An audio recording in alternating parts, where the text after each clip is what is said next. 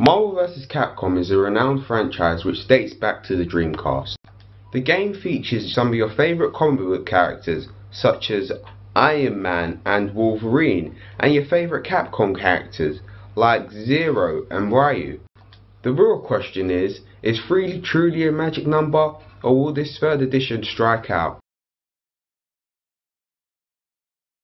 Hey guys, this is J-Man's Productions with a review for the first time. Ooh, we're professional now. On Tatsunoko vs. Capcom 3, I mean Marvel vs. Capcom 3. Before I go into this review, I just want to highlight that the predecessor to this game, Marvel vs. Capcom 2, came out over 10 years ago, I believe, and the gaming industry has changed dramatically over that time. We've got more casual gamers now, and fighting games have adapted and changed, so I can give Capcom a little bit of leeway with some of the changes and tweaks they made to the the Marvel vs. Capcom game in this edition. The game is absolutely stunning. It mixes a blend of comic book art style with vibrant colours that are cel shaded. You see these 3D modelled characters mixed with 2D backgrounds. It really looks nice. Very similar to the Street Fighter 4 game. So presentation's amazing. I mean, the 3D character models look flawless, and when you unlock them in the gallery mode, you can see them and play about with them, move them in 3D perspectives. Seriously, I seriously think this game looks amazing, looks stunning. You can go through the menus in the game and you can see your player stats, and they're presented in a really nice way. Like the titles you unlock, you can just press R1 in the PS3 version, and you can like see how many times you played as each character, see what your stats and percentages for each character, see how many wins you got, losses, cheap wins. There's all kind of things, and it's really presented in a nice way that's easy, and I really love the way Capcom laid out this game. It's really accessible, looks nice. Presentation wise, I really think this game does a superb job. Okay, I know this is a fighting game, but it has a little bit of a story to it. Basically, you got the Marvel characters, you've got the Capcom characters. Apparently their worlds come together, and there's this guy at the end of it. I think his name's Galactus. After you've completed the arcade mode, you have to fight him, and each character has their own ending to the story. So it's one of those fighting games where you just get an ending to it. And I will say, even though this is a fighting game and the story's not too important, I thought the story in arcade, it was kind of lackluster. I was expecting more. Like when we saw the initial E3 trailers, we were thinking, oh, this game's gonna have beautiful, nice 3D cutscenes and openings. And there are a few, like there's 5 I believe that you can unlock, which look really nice, but I thought it would be more than this. Instead of just having this end boss where there's this massive guy who's overly cheap at times. And I really think that there was a potential for a really great story that they could have added into the game, but they just didn't really do anything, and they were dicking around with it. So that's the story overall. I know it's not too important to do with a fighting game, but I had to mention it. If Naruto Ultimate Ninja Storm can get, if I can rate that on its story, I feel I can rate this game on its story as well. So story was very meh. Not anything too interesting there. Gameplay is truly always the most important thing with every game, and there's a lot to discuss with the gameplay of this game. Let's just start off. The Marvel vs. Capcom 3 is a game where you have 3 players on each side. You can tag them in, tag them out. So say if I'm in a situation where I'm playing as Iron Man and Iron Man's health's going down, I can switch out to someone else new, so Iron Man can recharge some of the health he has, some of the red health. So it's one of those tag in, tag out games which always is fun to tag in and tag out characters. I think they've done that well. You can use assists to come in and help you. These assists aren't too cheap because it can be really risky to bring out some of these assists with the way they made it, and you can't really spam the assists, which I thought was really good. They made the game more simpler to casual gamers. Casual gamers can come in and just pick up the game, and they made it really accessible. And I still think there's certain moves that the hardcore players will find challenging at first to pull off.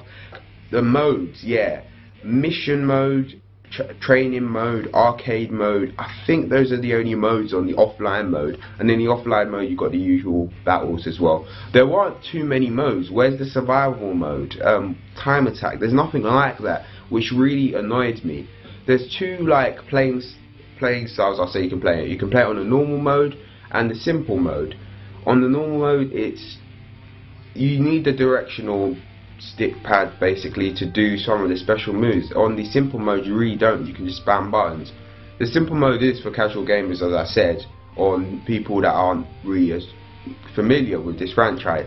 And I haven't actually played the simple mode, but I play it all the time on the normal mode, and it's really to get like specials down and certain things is pretty simple to get. It didn't take me too long to get a good grasp of each character. I'm not saying I've mastered every character, but I've got a good grasp of quite a few of the characters, and it didn't take me too long to do that.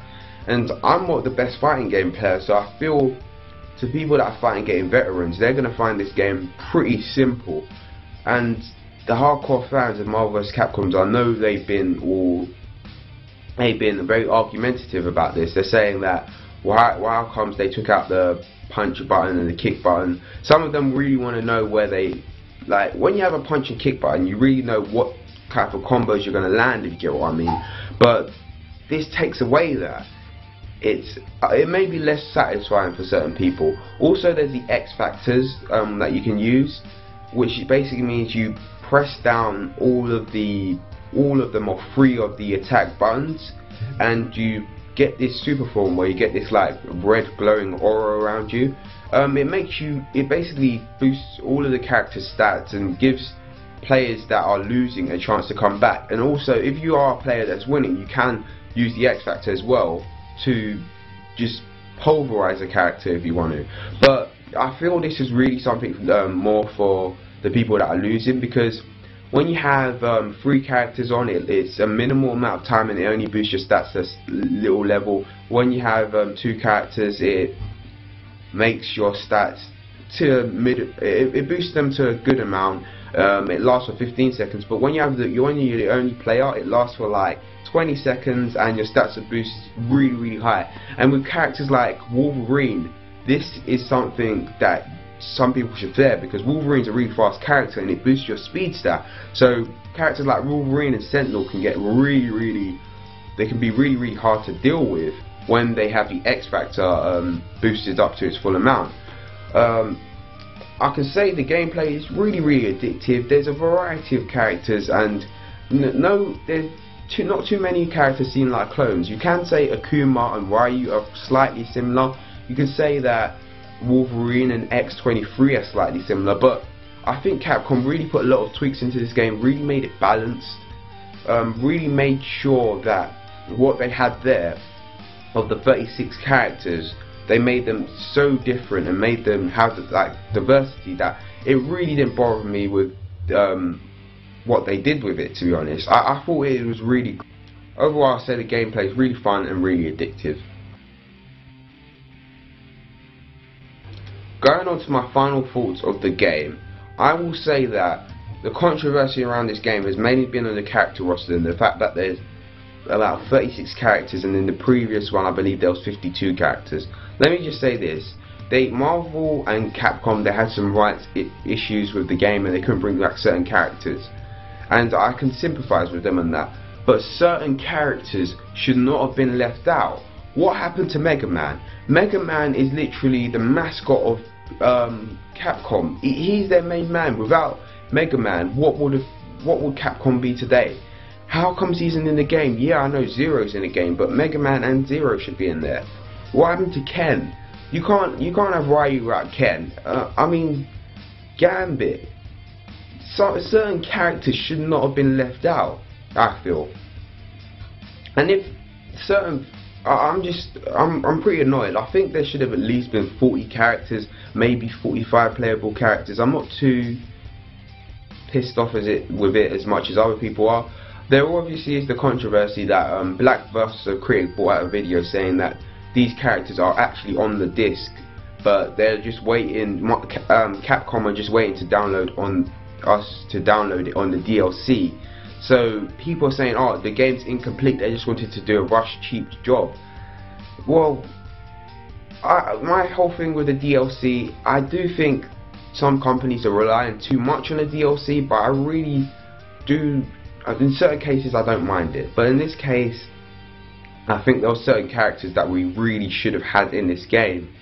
While I do love the characters we have, like we have Iron Man with his proton cannon, we have Zero, which I really like, we have Dante and Deadpool. They're really great characters. I still think you should have brought in certain characters back. Also, I will say the game is very fun and addictive. I can't emphasize that enough. The game, you will have fun with this game. You will really have fun with the game. The online mode is alright. They should have added a spectator mode, because I don't like sitting around waiting and seeing two cards have sex with each other while I'm waiting to get into a battle. So spectator mode should have been added. But I will say the game's good. I'll give it an 8.5 out of 10. It's not better than Marvel vs. Capcom 2, but it is a game that will hold you over for a while and you really have fun with it. Anyway, this has been J-Man's Productions on the J-Zone with my first review. Hope you all liked it. Give me constructive criticism to how I can improve it. So, live and learn, good luck, and God bless. And I'm going to take you for a ride. Hulk smash! No. See you later, guys.